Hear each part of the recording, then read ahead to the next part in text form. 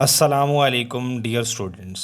आज हम समझने जा रहे हैं ninth class physics chapter number 3 के न्यूमेरिकल प्रॉब्लम्स। सबसे फर्स्ट पे है 3.1। 20 newton force moves a body with an acceleration of 2 metre per second square. यानी 20 न्यूटन की फोर्स एक बॉडी पे लगाई गई है। जब किसी बॉडी पे फोर्स लगाई जाएगी तो एक्सलेरेशन प्रोड्यूस करती है उस बॉडी में। ये सेकंड लॉ ऑफ न्यूटन कहता है। तो यहाँ वो बता रहा है कि अगर 20 न्यूटन की फोर्स लगाई जाए उस बॉडी के ऊपर तो वो एक्सलेरेशन प्रोड्यूस करती है कितनी, 2 मीटर पर सेकंड स्क्वायर की।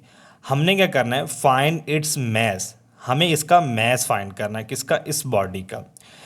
तो बेटा जी गिवन डाटा में हमारे पास फोर्स है 20 न्यूटन की, एक्सलेरेशन जो प्रोड्यूस हो रही है 2 मीटर पर सेकंड स्क्वायर की। फाइंड बेटा जी हमें करना है मैस। सॉल्यूशन निकालते हैं इसका। सॉल्यूशन में हम यूज़ करेंगे सेकंड लॉ ऑफ न्यूटन की mathematical form F is equal to m a. F का मतलब होता है फोर्स, एम का मतलब यहाँ पर मैस है और ए का मतलब एक्सलेरेशन है। एम के साथ ए यहाँ मल्टीप्लाई हो रहा है राइट साइड पे, इसको जब लेफ्ट साइड पे मूव करवाऊंगा तो ये उधर जाके डिवाइड हो जाएगा। So F over a is equal to हो जाएगा एम। अब बेटा जी हम इस इक्वेशन की स्वैपिंग कर लेंगे, एम को लेफ्ट साइड पे लिख लेंगे, एफ ओवर ए को राइट साइड पे लिख लेंगे। नेक्स्ट स्टेप में बेटा जी जो वैल्यूज़ दी हुई हैं उसको इस इक्वेशन में पुट कर देंगे। एफ की वैल्यू 20 पुट कर देंगे, ए की वैल्यू 2 पुट कर देंगे।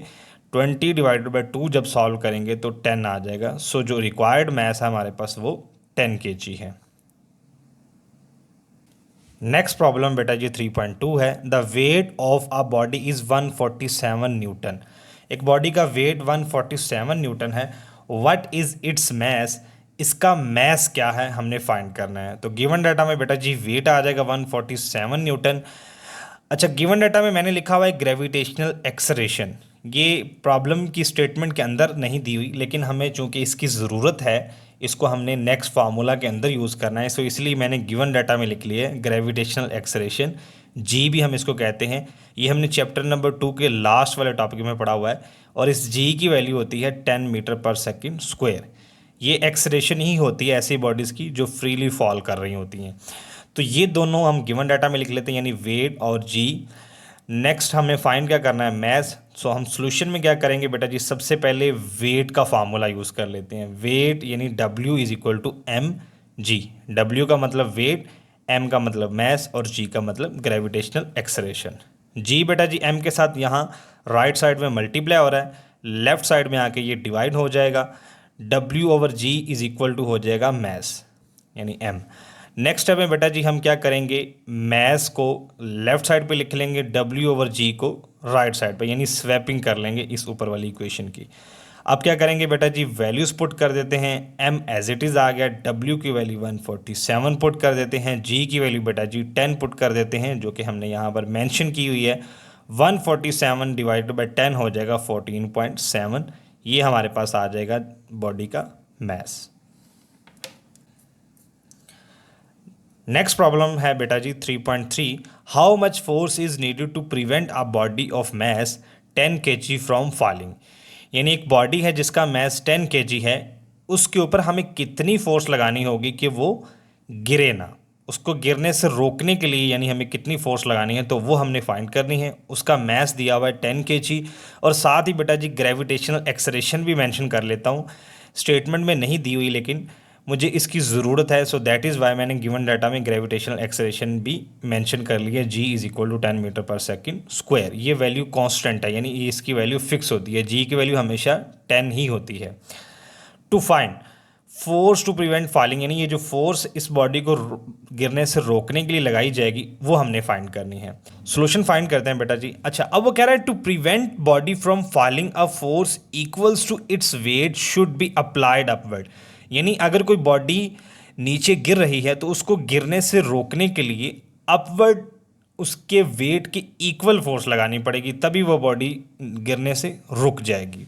सो हम ले लेंगे F is equal to W is equal to m g, यानी उसी बॉडी का वेट अगर हम फाइंड कर लेते हैं तो हमें वो फोर्स मिल जाएगी जो उसको गिरने से रोकने के लिए लगाई जाएगी। सो हम सिंपली उसका वेट फाइंड करेंगे, उसको F कह देंगे। F is equal to W is equal to m g. Next step में मैंने F is equal to m g कह दिया है बेटा जी। अब वैल्यूज पुट कर देते हैं हम। m को 10 पुट कर देते हैं क्योंकि मैस 10 दिया और g की वैल्यू भी 10 नहीं है। 10 मल्टीप्लाई बाय 10 करूँगा बेटा जी 100 न्यूटन फोर्स आ जाएगी जो कि बॉडी को नीचे गिरने से रोकने के लिए लगाई जाएगी ताकि बॉडी नीचे ना गिरे। नेक्स्ट प्रॉब्लम बेटा जी हमारे पास है 3.4। Find the acceleration produced by a force of 100 Newton in a mass of 50 KG. यानी एक फोर्स है 100 न्यूटन की और अगर वो किसी बॉडी के ऊपर जिसका मास 50 केजी अप्लाई की जाए तो वो उस बॉडी में कितनी एक्सेलरेशन प्रोड्यूस करवाएगी, ये हमें फाइंड करना है।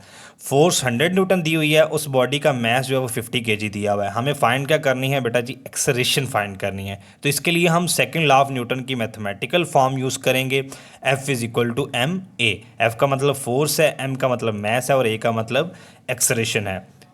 अब राइट साइड पे ये जो m है a के साथ मल्टीप्लाई हो रहा है, लेफ्ट साइड पे जब इसको लेके जाएंगे तो ये वहाँ जाके डिवाइड हो जाएगा। f over m is equal to a हो जाएगा। अब इस इक्वेशन की स्वैपिंग कर लेंगे, a को लेफ्ट साइड पे, f over m right side पे आ जाएगा। जब स्वैपिंग करते हैं तो साइन चेंज नहीं होते, यानी राइट वाली सारी टर्म्स को लेफ्ट साइड पे और लेफ्ट वाली सारी टर्म्स को राइट साइड पे लिखने को हम स्वैपिंग कहते हैं। a is equal to F over m आ गया। अब वैल्यूज पुट कर देते हैं इस ऊपर वाली इक्वेशन में बेटा जी। f की वैल्यू 100 पुट कर देते हैं, m की वैल्यू 50, 100 डिवाइड बाई 50 आ जाएगा हमारे पास 2। तो एक्सेलरेशन जो रिक्वायर्ड हमें वो आ जाएगी 2 metre per second square. Next problem है बेटा जी 3.5। A body has weight 20 newton. एक बॉडी का वेट 20 न्यूटन है। How much force is required to move it vertically upward with an acceleration of 2 metre per second square. यानी वो कह रहा है कि इस बॉडी जिसका वेट 20 न्यूटन है इसको हमने वर्टिकली अपवर्ड मूव करवाना है with 2 metre per second square acceleration के साथ।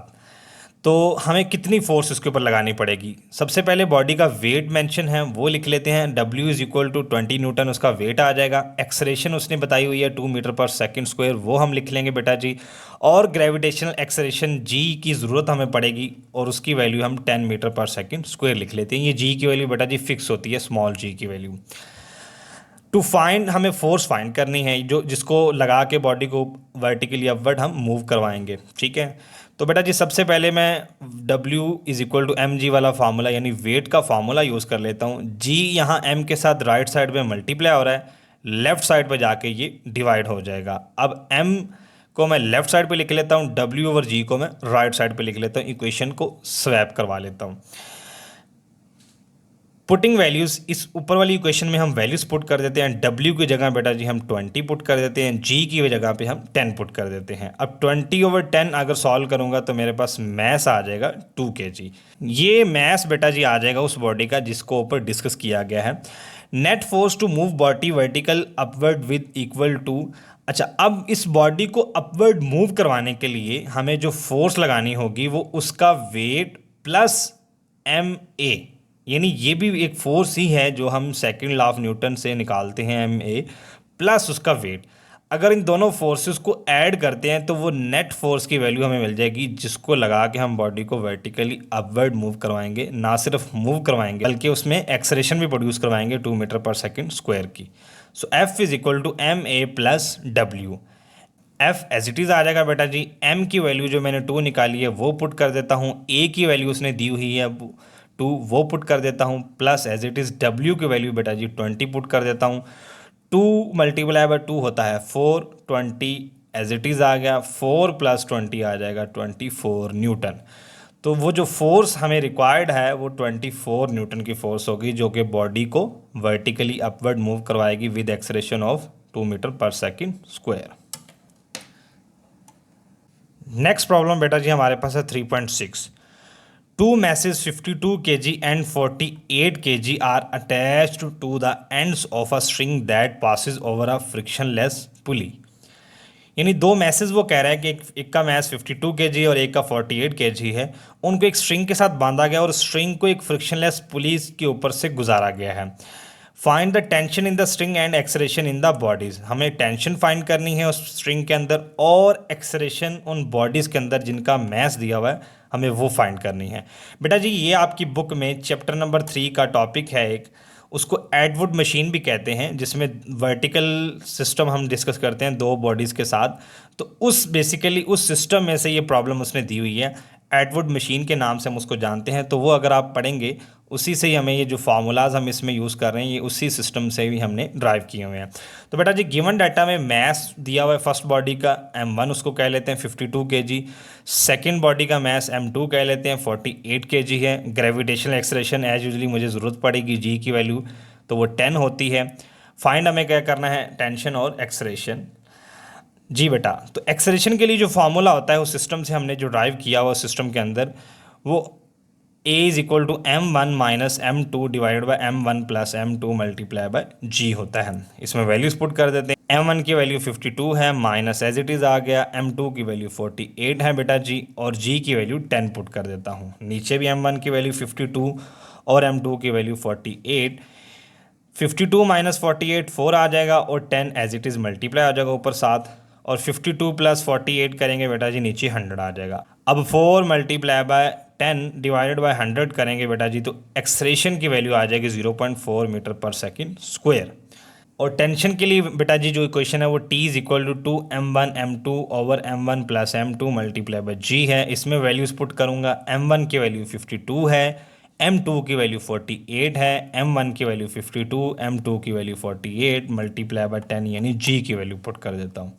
अब क्या करूँगा, ऊपर 2 52 एंड 48 एंड जब 10 को मल्टीप्लाई करवाऊँगा तो 49920, नीचे 52 प्लस 48 करूँगा तो 100 आ जाएगा। अब 49920 को जब 100 से डिवाइड करूँगा बेटा जी, तो ये आ जाएगा 499.2। तो इसको राउंड ऑफ करके मैं टेंशन ले लूँगा 500 न्यूटन की। ये टेंशन आ गई उस स्ट्रिंग के अंदर जिसके साथ बॉडीज़ को बांधा हुआ है, और ये एक्सलेरेशन आ गई उन बॉडीज़ की जो ऊपर नीचे मूव करेंगे फ्रिक्शन लेस पुली की मदद से। नेक्स्ट प्रॉब्लम बेटा जी 3.7 है, जिसमें वो कह रहा है कि two masses 26 kg and 24 kg are attach to the ends of a string. यानी दो मैसेज एक स्ट्रिंग के एंड्स के साथ बांधे हुए हैं, which passes over a frictionless pulley, यानी स्ट्रिंग फ्रिक्शनलेस पुली से पास कर रही है। 26 kg is laying over a smooth horizontal table, यानी टेबल के ऊपर जो यानी हॉरिजॉन्टल मोशन कर रहा है वो 26 kg वाला मैस है। 24 kg is moving vertically downward, और टेबल के नीचे जो मूव कर रहा है वर्टिकली वो 24 kg मैस है। Find the tension in the string and the acceleration in the bodies. इस स्ट्रिंग के अंदर टेंशन हमने फाइंड करनी है और एक्सलेरेशन बॉडीज़ में फाइंड करनी है। तो ये बेटा जी ये आपका सिस्टम है, पेज नंबर 66 के ऊपर चैप्टर नंबर 3 में एक सिस्टम दिया हुआ है। ये उसी सिस्टम से उसने प्रॉब्लम ली हुई है, उसी सिस्टम की इक्वेशंस जो ड्राइव्ड हैं उसमें वो हमने यूज़ करनी है, एक्सलेरेशन वाली और टेंशन वाली। तो गिवन डाटा में हमारे पास mass of vertical moving body, यानी जो बॉडी वर्टिकल ऊपर नीचे मूव कर रही है टेबल के नीचे वाली, नीचे जा रही है टेबल से, वो 24 kg है। Mass of horizontal moving body, जो टेबल के ऊपर बॉडी मूव कर रही है, उसका हम मैस m2 ले लेते हैं, वो 26 kg है। और ग्रेविटेशनल एक्सलेरेशन g की वैल्यू है बेटा जी वो हम 10 ले लेंगे, इसमें यूज़ होनी है। फाइंड हमें एक्सलेरेशन करनी है और टेंशन करनी है। एक्सलेरेशन की जो इक्वेशन है वो है a is equal to m1g divided by m1 plus m2। इसमें वैल्यूज पुट कर लेते हैं। m1 हमने जो लिया है वो 24 है। इसमें बेटा जी याद रखना है आपने कि जो 24 है वो वर्टिकल मूविंग बॉडी है, तो उसको m1 लेना है, 26 को m1 नहीं लेना आपने, क्योंकि 26 पहले आ रहा है तो हो सकता है आप इसको गलती से m1 ले लें। 26 पहले आ रहा है लेकिन आपने इसको m2 लेना है, 24 बाद में आ रहा है, इसको आपने m1 लेना है। तो ये आपने ख्याल रखना है प्रॉब्लम को सॉल्व करते हुए। और m1 की वैल्यू 24 पुट कर देते हैं एक्सलेरेशन के फार्मूला में, g की वैल्यू 10 पुट कर देते हैं, m1 की 24 और m2 की वैल्यू 26। नीचे 24 प्लस 26 50 हो जाएगा, ऊपर 24 मल्टीप्लाई बाय 10 240 हो जाएगा। तो बेटा जी 240 ओवर 50 डिवाइड करेंगे तो ये 4.8 मीटर पर सेकंड स्क्वायर, तो एक्सलेरेशन आ जाएगी 4.8 metre per second square. Next बेटा जी टेंशन का फॉर्मूला है, ये भी उसी सिस्टम से मैंने लिया है, t is equal to m1 m2 divided by m1 plus m2 multiply by g। इसमें वैल्यूज पुट कर देते हैं। m1 की वैल्यू 24 है, m2 की वैल्यू 26 पुट कर देते हैं बेटा जी, m1 की वैल्यू 24 और m2 की वैल्यू 26, और g की वैल्यू बेटा जी 10 पुट कर देते हैं। 24 मल्टीप्लाई बाय 26 हो जाएगा 624, 10 ऊपर एज इट इज़ आ जाएगा, 24 प्लस 26 आ जाएगा नीचे 50।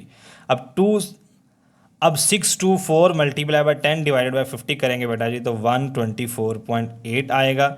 इसको राउंड ऑफ करके मैं 125 न्यूटन लिख लेता हूँ। तो हमारे पास जो टेंशन है वो आ जाएगी 125 न्यूटन।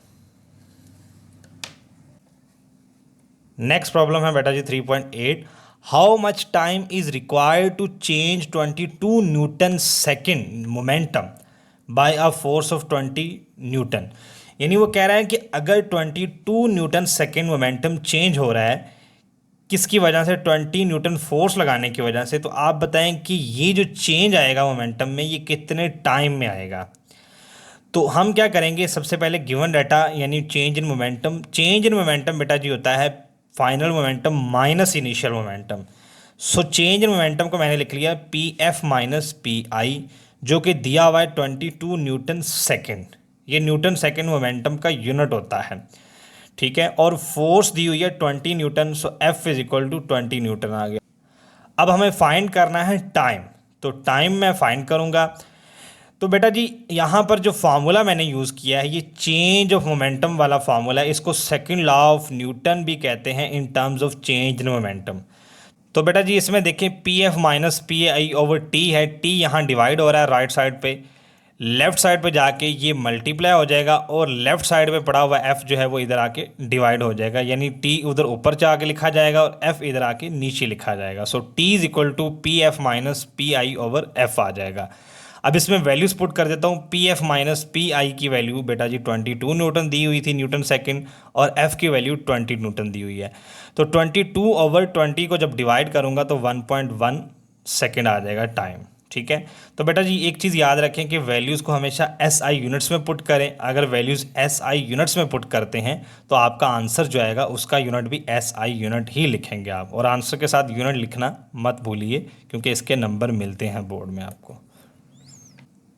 नेक्स्ट प्रॉब्लम बेटा जी हमारे पास है 3.9, how much is the force of friction between a would block of mass 5 kg and the horizontal marble floor. यानी वो कह रहा है कि एक वुडन ब्लॉक है जिसका मैस 5 kg है, उसको हॉरिजॉन्टल मार्बल फ्लोर के ऊपर हम मूव करवाते हैं, तो दोनों की सरफेसेस के दरमियान में जो फ्रिक्शन हो रही है उस फ्रिक्शनल फोर्स को हमने कैलकुलेट करना है। The coefficient of friction between would and marble is 0.6। तो वुड और मार्बल की सरफेसेस के दरमियान जो फ्रिक्शनल कोएफिशिएंट है वो 0.6 है।